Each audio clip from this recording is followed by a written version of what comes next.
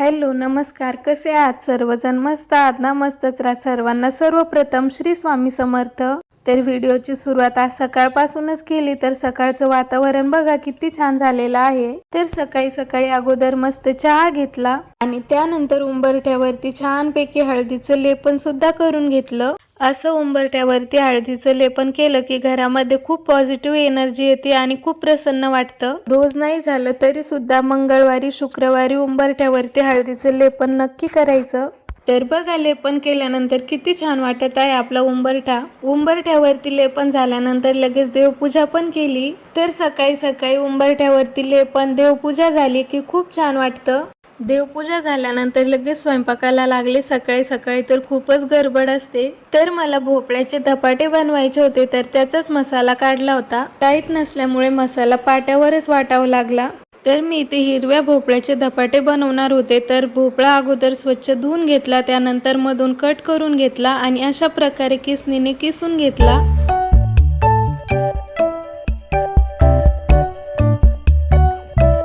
गव्हाचं आणि डाळीचं पीठ घेतलं, यामध्ये सर्व पदार्थ टाकले आणि याचं पीठ मळून घेतलं. याचा पूर्ण व्हिडिओ आपल्या चॅनलवरती अपलोड केलेला आहे, तिथे जाऊन एकदा नक्की बघा.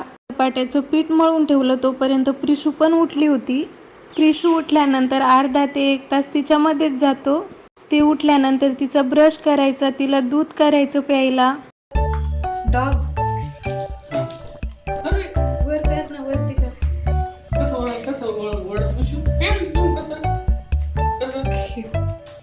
कोण आणलं ग?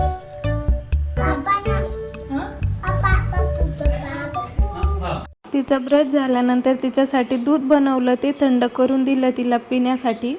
दूध दिल्यानंतर लगेच मग यांना जायचं होतं ऑफिसमध्ये, तर त्यामुळे मी लगेच धपाटे बनवायला लागले. तर मस्त मी इथे चुलीवरतीच धपाटे बनवले होते, कारण सकाळी लाईट नव्हती, त्यामुळे पाणी गरम करण्यासाठी चूल पेटवली होती. त्यामुळे मग मी धपाटे पण चुलीवरतीच करून घेतले.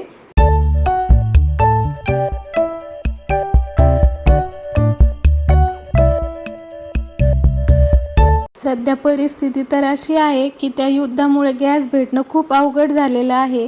पण आपल्या जुन्या पद्धती कधीच संपत नाही. आता कळतंय की चूल किती महत्त्वाची आहे. फक्त स्वयंपाक नाही, तर आपल्या संस्कृतीचा एक भाग आहे. तुम्हालाही चुलीवरचं जेवण आवडतं का? आवडत असेल तर कमेंटमध्ये नक्की सांगा. कुठं कुठं बसती? बस मग. हे इकडं बस. काय? पाठ नको ना, पाठ मला लागतो. इकडं बस ना तू.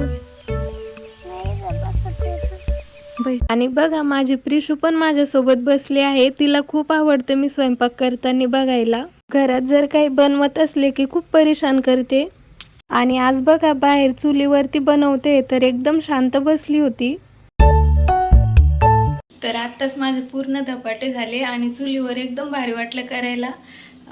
मस्त मोकळ्या हवेमध्ये, गरमी वगैरे काहीच होत नाही बाहेर. तर मी आत्ताच धपाटे केले आणि आता बाकीचं सगळं काम बाकी आहे. तर आता बाकीचं काम आवरते, धुणं भांडे तर आवरते. परत ऊन पण खूप पडतं. ऊन पडल्यावर खूप जिवार येतं करायचं, त्यामुळे मग सकाळी सकाळी पटकन आवरून घेतलेलं बरं असतं. काय? आणि पूर्ण धपाटे होईपर्यंत प्रिशू सुद्धा माझ्याजवळ बसलेली होती. नाहीतर घरामध्ये काही करायला लागलं की सगळे भांडे काढती, सगळा पसारा काढती. आणि आता मी चुलीवरती करत होते ना बाहेर, तर एकदम शांत बसली होती तिथं माझ्याजवळ. हो ना प्रिशू? आता तिला फोन बघायचा आहे. फोन बघायचा नाही बाळा, डोळे खराब होते. धपाटे पण एकदम फास्ट झाले. गॅसवरती तरी वेळ लागतो, चुलीवर जाळ पण भरपूर लागलेला होता आणि एकदम पटापट झाले आणि कमी वेळामध्ये झाले ते पण.